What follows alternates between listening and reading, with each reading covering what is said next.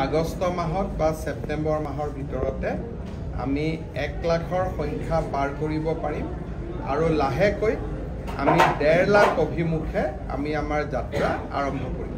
আমাৰ অসম চৰকাৰৰ কৰ্মচাৰীসকলক আমিতো স্বচ্ছ নিযুক্তি দিলোঁ। স্বচ্ছ নিযুক্তিৰ পিছত এতিয়া আমাৰ নতুন লক্ষ্য হ'ল স্বচ্ছ বদলি। স্বচ্ছ বদলিটো কেনেকৈ হ'ব? 2 অক্টোবৰৰ পৰা এটা আমি পৰ্টেল খুলিম, যি তৃতীয় বৰ্গৰ চতুৰ্থ বৰ্গৰ কৰ্মচাৰীয়ে মিউচুৱেল ইজনে সিজনৰ জাগাত যাব, সিজনে সিজনৰ জাগাত যাব। এইটো পৰ্টেল 24 ঘণ্টাই খোলা থাকিব, ইয়াৰ কোনো দিন আৰু বাৰ নাথাকে। প্ৰত্যেক 2 মাহৰ মূৰে মূৰে যিমান মিউচুৱেল এপ্লিকেশ্যনৰ আবেদন জমা হ'ব আমি সেইখিনি কৰি গৈ থাকিম।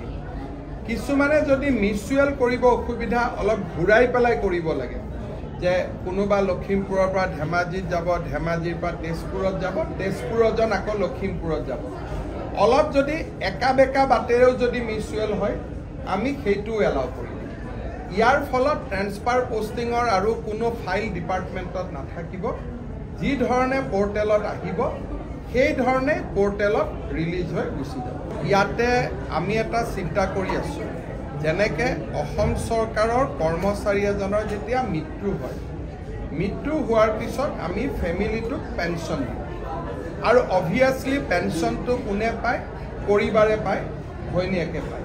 যদি ছোৱালীজনী ডেকা হয় স্বাভাৱিকভাৱে তাইৰ দ্বিতীয় বিবাহ হ'ব আৰু হোৱা উচিত, তাক আমি সমৰ্থনো কৰোঁ। কিন্তু দ্বিতীয় বিবাহ হৈ যোৱাৰ লগে লগে শহুৰ শাহুৰেকৰ ঘৰৰ পৰা ছোৱালীজনীয়ে নতুন শহুৰ শাহুৰেকৰ ঘৰলৈকে গুচি যায়। দেউতাক মাকৰ খুব কষ্ট হয়। সেইকাৰণে আমি যিমানে এতিয়ালৈকে কম্পেশ্যনেট এপইণ্টমেণ্ট পাই আছে আৰু যিসকলে ভৱিষ্যতে পাব, তাত আমি এটা নিয়ম কৰিব খুজিছোঁ যে 80% পৰিবাৰগৰাকীয়ে পাব, ৱাইফে পাব, আৰু 20% বৃদ্ধ দেউতাক মাকে পাব। তাত 2টা কণ্ডিশ্যন থাকিব। দেউতাক মাকে বেলেগ পেঞ্চন পাব নালাগিব আৰু দেউতাক মাকৰ বেলেগ চৰকাৰী চাকৰি থকা সন্তান থাকিব নালাগিব। এই 2টা কথা হ'লে আমি সেই দেউতাক মাকক আমি 20% আমি পেঞ্চন দিম। তাৰ এটা আমাৰ নীতিগত সিদ্ধান্ত হৈছে, কিন্তু ইয়াৰ বাবে একাউণ্টেণ্ট জেনেৰেল, AG গোটেই ছিষ্টেমটো বদলাব লাগিব। অকণমান 6 মাহ 7 মাহ সময় লাগিব, কিন্তু এই কামটো আমি কৰিবৰ বাবে নীতিগত সিদ্ধান্ত লৈছোঁ। আজিকালি আমাৰ ইঞ্জিনিয়াৰবিলাকে ৰাস্তা চাব নাযায়, ঠিকাদাৰসকলেও ৰাস্তাবিলাক মিস্ত্ৰীসকলৰ ওপৰত দি দিয়ে। মেক্সিমাম মিস্ত্ৰী চৰৰ পৰা, তেওঁলোকৰ কোনো ট্ৰেইনিঙো নাথাকে। পোনে পোনে আহি ইজনক সিজনক দেখাক দেখি কৰি মিস্ত্ৰী হয়। ঠিকাদাৰজনে নাচায়, ইঞ্জিনিয়াৰজনে ছাইডত নাহে।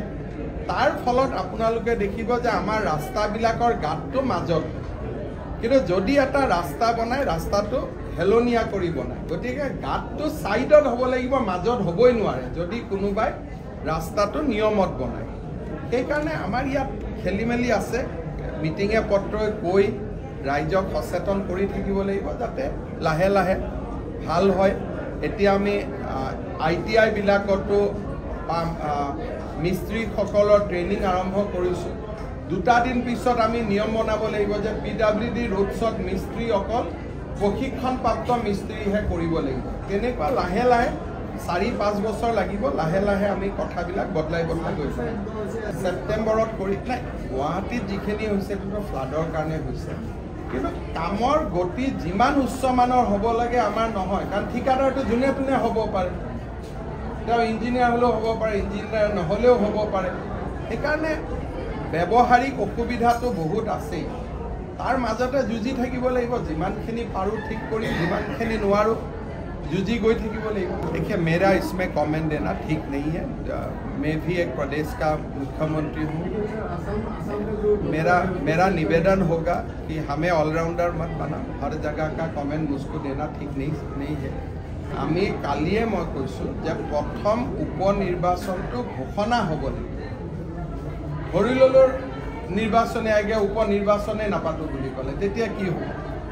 20 আগষ্টত উপনিৰ্বাচনৰ চূড়ান্ত ভোটাৰ তালিকা ওলাব ভোটাৰ তালিকা ওলোৱাৰ পিছত নিৰ্বাচন আয়োগে ইলেকশ্যন ডিক্লেয়াৰ কৰিব তাৰ পিছতহে বিজেপিয়ে প্ৰাৰ্থী দিব এতিয়ালৈকে প্ৰাৰ্থীৰ কথা আলোচনা হোৱা নাই যোৱাকালি মাত্ৰ ৰাজ্যসভাৰ চিট দুটাৰ কাৰণে আমাৰ যিটো পেনেল সেই পেনেলটো আমি কেন্দ্ৰীয় নেতৃত্বক দিছোঁ আৰু উপনিৰ্বাচন সম্পৰ্কত এই মুহূৰ্তলৈকে আমি কোনো আলোচনাই কৰা নাই ময়ো যি আলোচনা শুনো সংবাদ মাধ্যমৰ পৰাই শুনো